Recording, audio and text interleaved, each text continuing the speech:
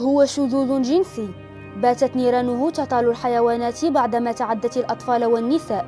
الزوفيليا أو البهيمية هي علاقة جنسية تجمع الإنسان والحيوان. الاغتصاب الحيوانات كان منذ قديم، غير ما كانش المواقع الاجتماعيه وما كانش الناس عندهم البورتابلات اللي كيسجلوا، ما كانش باش ما كناش عارفينه. حنا كجمعيه كنتوصلوا بالعشرات ديال الحالات في الشهر.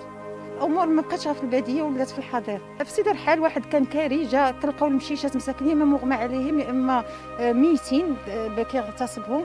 كنلقاو هذوك الولاد ديال سيدي قاسم راه تبارك الله اللي عنده 17 عام اللي اغتصبوا حماره جرو في بوسكوره. لقيناه راه دابا الحمد لله تربى خدات واحد السيده في مراكش رباتو، رجليه هكا محلولين حتى هرس ليه لي باتاغيغ ديالو بجوج مهرسين. الكلبات اللي كنكون كنسحبوا فيهم ان كونسير ولا هذاك كنمشيو نديوهم عند الفيترينير كنلقاوهم تعرضوا للاغتصاب. كتاكد لنا البيطريه ولا البيطري بانه اغتصاب بشري. اللي كيمارس هاد لازوفيلي يعني اللي كيمشي للحيوانات وهذا، يعني نقدر نقول لكم نقدر يتجه لوليدات الصغار باسكو بور لوي سي لو ميم اوبجي. وما بين الطوموبيلات وهذه ديال السروال. المشكل ديال البيدوفيلي راه مشكل حقيقي في بلادنا.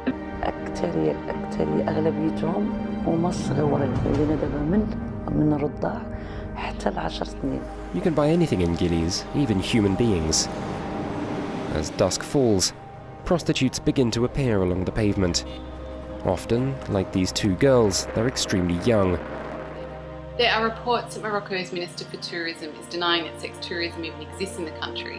I guess if I had an opportunity to speak to him, I would say that a government denying sex tourism exists denies victims' voices. Sure. Pedophilia is one of the biggest challenges the Moroccan society have to face right now. There are increasing numbers of people who are going there to exploit young and vulnerable people, male and female, for sex. They're trapped in a cycle of exploitation, many having fallen victim to the AIDS virus, and all have been used, some even abused illegally. The plight of young people forced into selling themselves to sex tourists has been brought into sharp focus after allegations a French minister went to Morocco to have sex with young boys. Had to film with a hidden camera, and it wasn't long before our crew was approached. Hello, mate. What are you looking for? You want sex? I got what you need. I can get anything here. I've got kids. Come on, have a chat with them and there you go. It's not expensive. 30 euros. We decided not to go any further, but just a few minutes later, our new acquaintance had come back with a 17-year-old youth in tow, along with a price list.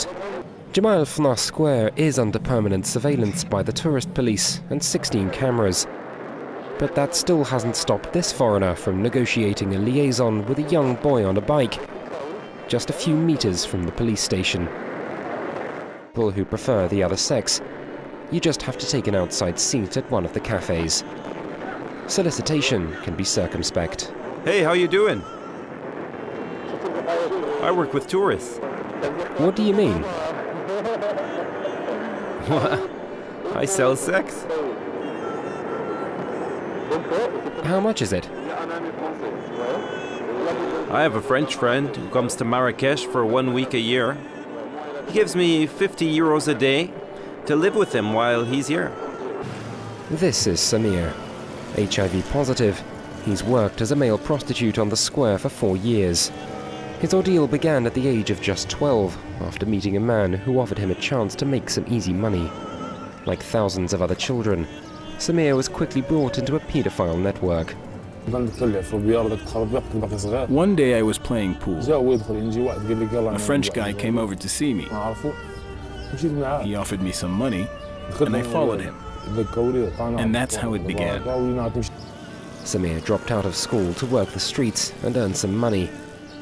At the time, he was alone supporting his family.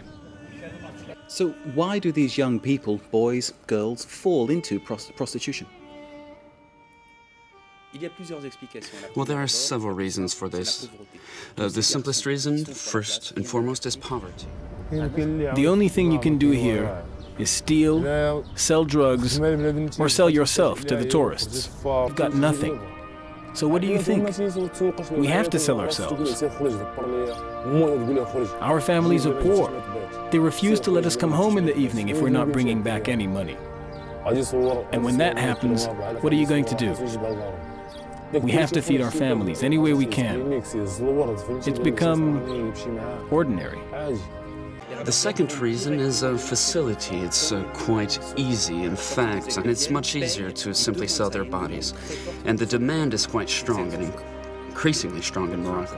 Since the tsunami in South Asia, many of the sex offenders moved from Southern Asia to Morocco because it's just as cheap and less complicated. The problem is, one, I think, is legal. Do you know that pedophilia isn't in the criminal law in Morocco? There is no such word as pedophilia in law books in Morocco. Second, corruption. In Morocco, you can pay your way out of any situation with money. And in Moroccan law, the word pedophile doesn't even exist. The penal code only mentions incest or the rape of a minor. We just don't have any laws against sex tourism.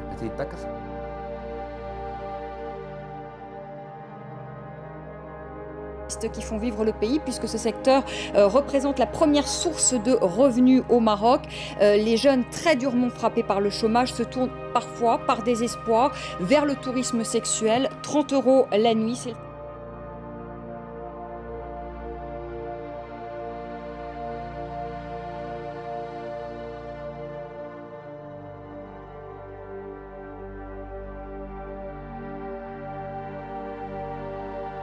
Alvin and his court case. The judge says to him in his court case, "Why did you come to Morocco to abuse children?" He replies, "Because it's cheap and with money you can get anything you want." The reason the Spanish citizen went to Morocco to molest kids is because it was not easy for him to do it in Spain. After the tsunami, you saw sex tourists who had been rampant throughout Southeast Asia. They poured into Morocco. The country has been like some kind of haven for them, thanks to its proximity, its poverty, and the passive nature of Moroccan authorities. Bonsoir Madame la Ministre, vous avez indiqué qu'il y avait 7800 cas qui ont été traités l'année dernière, mais combien de condamnés, combien d'affaires ont abouti devant la justice et combien de touristes ont été condamnés? C'est ça qui est important. This is Hakawi. She doesn't have a strong word against pedophilia.